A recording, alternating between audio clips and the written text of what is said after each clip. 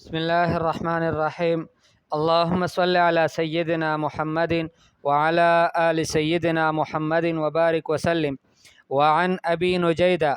عمران بن الحسين الخزاعي رضي الله عنهما أن امرأة من جهينة أتت رسول الله صلى الله عليه وسلم وهي حبلى من الزنا، فقالت: يا رسول الله، أصبت حدا فأقمه علي. فدعا نبي الله صلى الله عليه وسلم وليها فقال: أحسن إليها، فإذا وضعت فأتني. ففعل، فأمر بها نبي الله صلى الله عليه وسلم فشدت عليها ثيابها، ثم أمر بها فرجمت، ثم صلى عليها. فقال له عمر: تصلي عليها يا رسول الله وقد زنت؟ قال: لقد تابت توبة لو قسمت بين 70 من أهل المدينة لوسعتهم، وهل وجدت أفضل من أن جادت بنفسها لله عز وجل؟ رواہ مسلم۔ یہ روایت ہے ابو نجید سے، اور ابو نجید کے بارے میں بتایا کہ بضم النون و فتح الجیم پڑھا جاتا ہے، یعنی نجید ہے، کوئی اس کو غلطی سے نجید نہ پڑھے، تو اس وجہ سے اس کی توضیح کی ہے بضم النون و فتح الجیم، نجید، ابو نجید عمران ابن الحسین الخزاعی رضی اللہ تعالیٰ عنہما۔ عمران اور حسین دونوں باپ بیٹے دونوں مسلمان ہوئے تھے اور دونوں صحابہ میں سے ہیں۔ یہ فرماتے ہیں، ان سے روایت ہے ان امرأۃ من جہینہ، کہ ایک عورت جہینہ قبیلے کی، اتت رسول اللہ صلی اللہ علیہ وسلم، اللہ کے رسول صلی اللہ علیہ وسلم کے پاس آئی، وہی حبلى من الزنا، اور وہ حاملہ تھی زنا سے۔ فقالت، پر کہنے لگی: یا رسول اللہ، اے اللہ کے رسول صلی اللہ علیہ وسلم، اصبت حدا فاقمہ علیہ، اے ارتکبت امرا یوجب الحد، میں نے ایسا کام کیا ہے، اصبت حدا، کہ میں نے کوئی ایسا کام کیا ہے کہ جس کی وجہ سے میں حد کا مستحق ہوں، فاقمہ علیہ، وہ حد مجھ پر قائم کر دو، نافذ کر دو۔ اصبت حدا یعنی میں نے ایک حد کے واجب کرنے والے گناہ کا ارتکاب کیا ہے، اور یہ کنایہ تھا زنا سے، تو گویا میں زنا کر چکی ہوں، اب آپ اس کی سزا جو ہے شرعی طور پر وہ مجھ پر قائم کر دے، مجھے وہ سزا دے دے۔ فدعا نبی اللہ صلی اللہ علیہ وسلم ولیہا، اللہ کے حبیب صلی اللہ علیہ وسلم نے اس کے ولی کو، اس کے سرپرست کو بلایا۔ فقال، حضور صلی اللہ علیہ وسلم نے فرمایا: احسن الیہا، اس کے ساتھ اچھا سلوک رکھو، اس کا خیال کرو۔ علماء نے لکھا ہے کہ خیال رکھنے کا دو وجہوں سے ان کو بتایا تھا، ایک تو اس وجہ سے کہ کہیں ایسا نہ ہو کہ ان کے جو رشتہ دار ہے وہ جذبات میں آ کر ان کو کوئی تکلیف نہ پہنچائے، تو اس وجہ سے فرمایا کہ ان کا خیال رکھنا، اور ایک اس وجہ سے کہ حضور صلی اللہ علیہ وسلم نے ان کے اوپر ترس کہا کہ دیکھیں کتنی اللہ کی نیک بندی ہے کہ توبہ کر کے اب خود اپنے آپ کو اللہ کے سامنے پیش کر رہی ہے کہ اس کو سزا دے دی جائے، تو گویا اس وجہ سے اللہ کے حبیب صلی اللہ علیہ وسلم نے فرمایا کہ ان کا خیال رکھنا، کہ کہیں لوگ ایسا نہ ہو کہ ان سے نفرت کرنا شروع کر دے اور وہ ان کو مختلف قسم کی باتیں سنا کر ان کو اذیت نہ پہنچائے۔ تو فرمایا فاحسن الیہا، احسن الیہا، ان کا خیال رکھو، ان کے ساتھ احسان کا معاملہ رکھو۔ فاذا وضعت فاتنی، جب یہ اس کا بچہ پیدا ہو جائے تو اس کو میرے پاس لے آؤ۔ ففعل، اس نے ایسا ہی کیا، اس کو لے کر گیا اور ان کا خیال رکھا، اور جب بچہ پیدا ہوا، بچہ بڑا بھی ہوا، اس کے بعد وہ ان کو لے کر حضور صلی اللہ علیہ وسلم کے سامنے حاضر کر دیا۔ فامر بها نبی اللہ صلی اللہ علیہ وسلم، اللہ کے حبیب صلی اللہ علیہ وسلم نے ان کے بارے میں حکم صادر کیا۔ فشدت علیہا ثیابها، ان پر ان کے کپڑوں کو باندھا گیا۔ باندھا گیا سے مراد یہ ہے کہ ان کے کپڑوں کو ان پر جمع کر دیا گیا، لئلا تکشف عورتها، تاکہ اس کی عورت ظاہر نہ ہو، تو اس وجہ سے ان کے کپڑوں کو ان کے اوپر یعنی جمع کر دیا گیا۔ ثم امر بها، پھر حضور صلی اللہ علیہ وسلم نے حکم کیا ان کے بارے میں، فرجمت، تو وہ سنگسار کر دی گئی۔ ثم صلی علیہا، پھر اللہ کے حبیب صلی اللہ علیہ وسلم نے ان کا جنازہ پڑھا۔ فقال له عمر رضی اللہ تعالیٰ عنہ نے فرمایا رسول اللہ صلی اللہ علیہ وسلم سے: تصلی علیہا یا رسول اللہ وقد زنت، اللہ کے رسول صلی اللہ علیہ وسلم، آپ اس عورت پر نماز پڑھتے ہو، یعنی اس کی نماز جنازہ پڑھاتے ہو، وقد زنت، اور حال یہ ہے کہ اس نے زنا بھی کیا ہے۔ قال رسول اللہ صلی اللہ علیہ وسلم، نے فرمایا لقد تابت توبتن، اس عورت نے ایسا توبہ کیا ہے لو قسمت بین 70 من اہل المدینہ، کہ اگر وہ توبہ 70 آدمیوں کے درمیان تقسیم کیا جائے مدینے والوں میں سے، لوسعتہم، تو ان 70 آدمیوں کو اس ایک اکیلی عورت کا توبہ کافی ہو جائے گا، کہ اگر 70 گناہگار آدمیوں پر ان کی توبہ کو تقسیم کر دیا جائے تو ان سب کو کافی ہو جائے گا۔ وَهَلْ وَجَدْتَ أَفْضَلَ مِنْ أَنْ جَادَتْ بِنَفْسِهَا لِلَّهِ، پھر اللہ کے حبیب صلی اللہ علیہ وسلم عمر رضی اللہ تعالیٰ عنہ سے سوال کرتے ہیں کہ کیا آپ نے اس سے بھی کوئی افضل عمل دیکھا ہے کہ کوئی اپنے جان کو پیش کر دے اللہ کے سامنے؟ کہ اس عورت نے انجادت بنفسها، اس نے اپنی روح کو، اپنی جان کو قربان کر دیا، پیش کر دیا اللہ کے سامنے، للہ، اللہ کے سامنے، تو اس سے بھی کوئی افضل عمل ہوگا کہ گناہ کرنے کے بعد ایسی مضبوط توبہ کر لے کہ حتیٰ کہ ان کی جان جائے تو اس میں وہ جان دینے کے لیے بھی تیار ہو جائے۔ اس سے بڑا عمل کیا ہوگا؟ کتنا بہترین توبہ اس عورت نے کیا ہے۔ تو بہرحال یہ ایک قصہ ہے اس عورت کا کہ جو جوہینہ قبیلے کی تھی۔ اب مسئلہ یہ ہے کہ جو بہت میں ضروری سمجھتا ہوں اس کا سمجھنا ہر مسلمان کے لیے، اللہ جل جلالہ یعنی حق بات کو کہنے کی اور سمجھنے کی توفیق بھی نصیب فرمائے، وہ یہ ہے کہ دیکھیں ہم خود سوچیں، کہیں پہ بھی مسلمانوں میں یا غیر مسلموں میں بھی شریف قسم کے جو لوگ ہوتے ہیں وہ برائیاں نہیں کرتے، زنا کرنا، چوری کرنا، ڈاکہ ڈالنا، یہ کچھ اس طرح کے جرائم ہیں کہ جن سے ہر شریف بندہ نفرت کرتا ہے، وہ نہیں چاہتا کہ اس طرح کی غلطیاں وہ کرے، کہ جس کو کوئی معاشرہ بھی اچھا نہیں سمجھتا بلکہ کوئی مذہب بھی اس کو اچھا نہیں سمجھتا،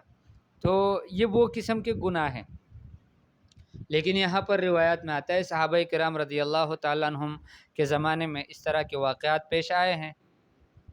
اب جو نقطہ ہے سمجھنے کا وہ کیا ہے؟ وہ یہ ہے کہ اللہ کے حبیب صلی اللہ علیہ وسلم کو اللہ جل جلالہ نے ساری کائنات کے لیے معلم بنا کر بھیجا،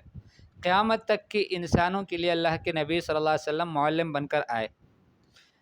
اور تعلیم بھی وہ کہ حضور صلی اللہ علیہ وسلم نے ہر عمل کو پریکٹیکل ان کو دکھلا کر کیا لوگوں کو، کہ تم نماز پڑھو، فرمایا صلو کما رأیتمونی اصلی، اور اللہ کے حبیب صلی اللہ علیہ وسلم نے وضو کا پانی منگوایا اور وضو کی، اور فرمایا کہ ھذا وضوئی، یہ میرا وضو ہے، اس طرح سے وضو کرو۔ یہ سارے وہ اعمال اللہ کے حبیب صلی اللہ علیہ وسلم نے ان کو عملی طور پر اپنی جان سے، کہ جو کام ان کی شان کے مطابق تھے، موافق تھے، وہ انہوں نے اپنی جان سے کر کے دکھا دیے۔ کچھ اعمال ایسے تھے کہ بظاہر یعنی عام طور سے مناسب نہیں ہوتے، لیکن نبی کی شان کے خلاف بھی نہیں تھے، تو وہ بھی اللہ جل جلالہ نے نبی کریم صلی اللہ علیہ وسلم سے صادر کیے تاکہ امت کے لیے ایک تعلیم ہو جائے۔ جیسے اللہ کے حبیب صلی اللہ علیہ وسلم نماز پڑھا رہے ہیں، 2 رکعت پر حضور صلی اللہ علیہ وسلم نے سلام پھیر دی، سلام پھیرنے کے بعد ایک صحابی ذوالیدین اس کا نام ہے، یعنی ان کی کنیت ہے، وہ لقب ہے ان کا، وہ کہنے لگے اللہ کے رسول انسیت الصلاۃ یا رسول اللہ ام قصرت، اللہ کے رسول صلی اللہ علیہ وسلم آپ نماز کو بھول گئے یا نماز کم ہو گئی؟ حضور صلی اللہ علیہ وسلم نے فرمایا کہ نماز نہ کم ہوئی ہے نہ میں نماز کو بھول گیا ہوں۔ انہوں نے فرمایا کہ نہیں، ایک بات تو ہے۔ حضور صلی اللہ علیہ وسلم نے جب دوسرے صحابہ سے معلوم کیا تو انہوں نے فرمایا اللہ کے رسول آپ نے 2 رکعتیں پڑھائی، تو حضور صلی اللہ علیہ وسلم نے نماز کے ساتھ 2 رکعتیں اور ملادی نماز پوری کر لی، اور آخر میں سجدہ سہوا کر دیا، ہمیں اور قیامت تک کے انسانوں کے لیے بتا دیا ہمیں کہ دیکھیں نماز میں اگر کوئی غلطی ہو جائے، بول چوک ہو جائے، تو اس کی ازالے کا طریقہ کیا ہے، تو سجدہ سہوا کر لے آخر میں، اور پھر وہ نماز پوری کر لے، اللہ پاک معاف کر دے گا اس کمی کو اور اس بول چوک کو۔ یہ طریقہ بتا دیا۔ حالانکہ اب کے زمانے میں بہت سارے نمازی ہوتے ہیں کہ ان کی نمازوں میں کوئی سجدہ سہوا نہیں آتا، اللہ والوں کی نمازوں میں تو بالکل نہیں آتا، اس لیے کہ وہ بڑی حضور کے ساتھ، استحضار کے ساتھ، اللہ کے دھیان کے ساتھ نماز پڑھ رہے ہوتے، اور اللہ کے حبیب صلی اللہ علیہ وسلم کا اللہ کا دھیان کتنا ہوگا، اس کی نماز کی کیا حالت ہوگی کہ اللہ کے حبیب صلی اللہ علیہ وسلم سوتے ہوئے بھی غافل نہیں ہوتے، تو نماز میں کیسے ان کو غفلت آئے گی؟ حدیث پاک میں آتا ہے حضور صلی اللہ علیہ وسلم فرماتے ہیں کہ فرمایا کہ میری آنکھیں سوتی ہیں، میرا دل نہیں سوتا۔ اللہ کے حبیب صلی اللہ علیہ وسلم کی آنکھیں سوتی ہے، دل نہیں سوتا، تو سوتے ہوئے بھی غافل نہیں ہوتا۔ اس وجہ سے عائشہ رضی اللہ تعالیٰ عنہ فرماتی ہیں کان یذکر اللہ علی کل احیانہ، اللہ کے حبیب صلی اللہ علیہ وسلم اللہ کو یاد کرتے تھے ہر حال میں، جہاں کہیں بھی دن میں رات میں سونے میں جاگنے میں ہر وقت اللہ کی ذکر میں مشغول ہوتے تھے، چونکہ ان کے دل ذکر ہوتا ہے دل سے، دل کا عمل ہے یہ، تو دل چونکہ اللہ کے ساتھ لگا ہوا تھا، تو ان سے کیسے بھول چوک ہو سکتی تھی؟ لیکن چونکہ امت کو تعلیم دینا تھا، اس وجہ سے اللہ پاک نے ان سے اس طرح کا ایک عمل صادر کر دیا۔ اسی طرح ابھی ہم دیکھتے ہیں کہ بہت سارے نمازی ہوتے ہیں اور جو دیندار قسم کے لوگ ہوتے ہیں، ان کی تہجد کی نماز قضا نہیں ہوتی، یہ کیا کہ ان کی فرض کی نماز قضا ہو جائے، لیکن اللہ کے حبیب صلی اللہ علیہ وسلم ایک سفر سے واپس تشریف لا رہے، اب راستے میں ایسا ہوا کہ پڑاؤ ڈالا اور وہاں پر بلال رضی اللہ تعالیٰ عنہ نے اپنے ذمے لیا کہ میں پہرا کروں گا اور صبح کی نماز کے لیے بھی جگاؤں گا۔ حضور صلی اللہ علیہ وسلم نے تاکیداً ان کے ذمے لگایا۔ اللہ کی شان کہ حضرت بلال رضی اللہ تعالیٰ عنہ کی آنکھیں آخری پہر میں بالکل صبح کے قریب آنکھیں لگ گئی اور وہ سو گئے، اور سب سے پہلے جاگنے والوں میں امام الانبیاء محمد مصطفیٰ صلی اللہ علیہ وسلم تھے کہ وہ سب سے پہلے جاگے، اور اس وقت جاگے کہ جب سورج کی شعاعیں ان پر پڑی، سورج کی تپش پڑی، اس کی وجہ سے وہ جاگ گئے، اور پھر سارے صحابہ پریشان ہو کر خوفزدہ ہو کر کہ نماز رہ گئی، اور پھر حضور صلی اللہ علیہ وسلم نے ان کو قضا نماز پڑھوائی۔ یہ طریقہ بتایا قیامت تک کی انسانوں کے لیے، تعلیم دینے کے لیے، ورنہ امام الانبیاء صلی اللہ علیہ وسلم کی ساری رات ان کا قیام اور سارا دن ان کی عبادتیں وہ سب معروف ہے، ایسی کوئی بات نہیں تھی کہ ان سے اس طرح کے اعمال صادر ہو رہے تھے، ہم سے صادر نہیں ہوتے، ایسا نہیں، بلکہ امام الانبیاء صلی اللہ علیہ وسلم سے یہ اعمال اللہ پاک نے اس لیے صادر کروائے تاکہ وہ امت کے لیے تعلیم ہو جائے۔ تو بہرحال یہ چند مثالیں میں نے پیش کر دی۔ کچھ کام ایسے تھے کہ جو نبی کی شان کے موافق نہیں تھے، نبی کی شان کے مخالف تھے، ایک نبی ایسا کام کرے تو یہ بالکل اس کی شان کے موافق نہیں ہے۔ اللہ جل جلالہ صحابہ کرام رضی اللہ تعالیٰ عنہ کو ساری امت کی طرف سے، ہم سب کی طرف سے بہترین بدلہ نصیب فرمائے کہ اللہ جل جلالہ نے ان کی مقدس جماعت کو ان اعمال کی عملی طور پر تعلیم کے لیے اللہ پاک نے ان کو پیش کر دیا، ان کے ذریعے سے وہ تعلیم ہو گئی۔ صحابہ کرام رضی اللہ تعالیٰ عنہ میں سے ایک صحابی ایک عورت ہے، انہوں نے چوری کر لی، اب چوری میں ان کے ہاتھ کاٹے گئے۔ حضور صلی اللہ علیہ وسلم نے جو سخت جملہ فرمایا تھا کہ جب ان کے بارے میں سفارش کی گئی تھی، وہ فرمایا وَأَيْمُ اللَّهِ، اللہ کی قسم، لو ان فاطمہ بنت محمد سرقت لقطعت یدہا، کہ اگر محمد صلی اللہ علیہ وسلم کی بیٹی فاطمہ بھی چوری کر لیتی تو ان کا بھی ہاتھ میں کاٹ دیتا۔ تو تعلیم ہو گئی قیامت تک کی انسانوں کے لیے کہ کتنا اہم چیز ہے اللہ کے حدود کو قائم کرنا، نافذ کرنا۔ اسی طرح کسی عورت سے زنا ہو گیا، کسی مرد سے زنا ہو گیا، ایک مرد کے بارے میں بھی آتا ہے، تو یہ وہ سارے وہ واقعات ہیں کہ یہ کام صحابہ کرام رضی اللہ تعالیٰ عنہ نے اپنی طبیعت سے نہیں کیے۔ صحابہ کرام رضی اللہ تعالیٰ عنہ نے اپنی طبیعت سے، خود سے، اپنی رغبت سے یہ اعمال نہیں کیے، بلکہ اللہ جل جلالہ نے ان سے یہ اعمال کروائے ہیں۔ اللہ جل جلالہ نے صحابہ کرام رضی اللہ تعالیٰ عنہ سے یہ اعمال کروائے ہیں اور ان کو سزائے دلوائی ملی ہے، لیکن امت کے لیے تعلیم ہوئی ہے، اور پھر آخرت میں اللہ جل جلالہ نے ان کی مغفرت بھی کر دی ہے اور ان کے درجے بھی جنت میں بہت بلند کیے ہوئے ہیں۔ تو گویا یہ چند وہ چیزیں تھی کہ جو نبی کریم صلی اللہ علیہ وسلم پریکٹیکلی عملی طور پر اپنی آپ سے نہیں کر سکتے تھے، ان کے لیے اللہ جل جلالہ نے صحابہ کی مقدس جماعت کو پیش کیا، اور گویا ان کی درجات کو بلند کرنے کے لیے کہ وہ ان کی وجہ سے تعلیم ہو جائے ساری امت کے لیے۔ ورنہ یہ دیکھیں اس عورت کے بارے میں بتایا گیا، فرمایا کہ عمر رضی اللہ تعالیٰ عنہ تو فرماتے ہیں کہ یا رسول اللہ، عورت ہے، زنا کیا اس نے، آپ پھر بھی ان کی نماز جنازہ پڑھاتے ہو؟ کتنی مقدس یہ عورت تھی کہ اس کی جنازے کی نماز اللہ کے حبیب صلی اللہ علیہ وسلم پڑھا رہے، کتنی فضیلت والی، کتنی اونچے مقام والی یہ عورت تھی، اور حضور صلی اللہ علیہ وسلم ان کے توبے کی کیا بات کریں، فرمایا ایسی توبہ کی ہے کہ اگر وہ 70 آدمیوں پر بھی پیش کی جائے، یعنی 70 آدمیوں میں تقسیم ہو جائے مدینہ منورہ کے، فرمایا ان سب کے لیے کافی ہو جائے گی، اتنا مضبوط توبہ کیا ہے اس نے۔ تو یقین مانے کہ جتنی بھی صحابہ کرام رضی اللہ تعالیٰ عنہ سے اس طرح کے واقعات ہیں، کبھی ہمارے دلوں میں ان کے بارے میں کبھی کوئی کمی نہ آئے،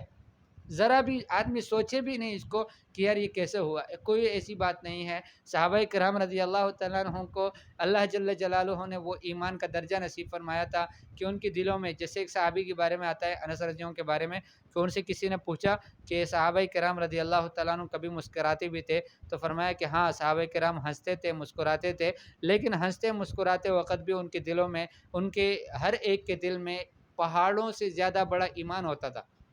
یعنی وہ اس وقت میں بھی غافل نہیں ہوتے. اور قرآن نے بتایا کہ ایمان والوں کے صحابہ کے بارے میں، فرمایا وہ بازار میں بیٹھے ہوئے اپنی دکان چلا رہے، اس وقت بھی وہ قیامت ان کے سامنے ہوتی ہے، اس دن سے ڈرتے ہیں. یا خافون یوما تتقلب فیہ القلوب والابصار. تو اللہ پاک نے سارے صحابہ کرام رضی اللہ تعالیٰ عنہم سے، سب سے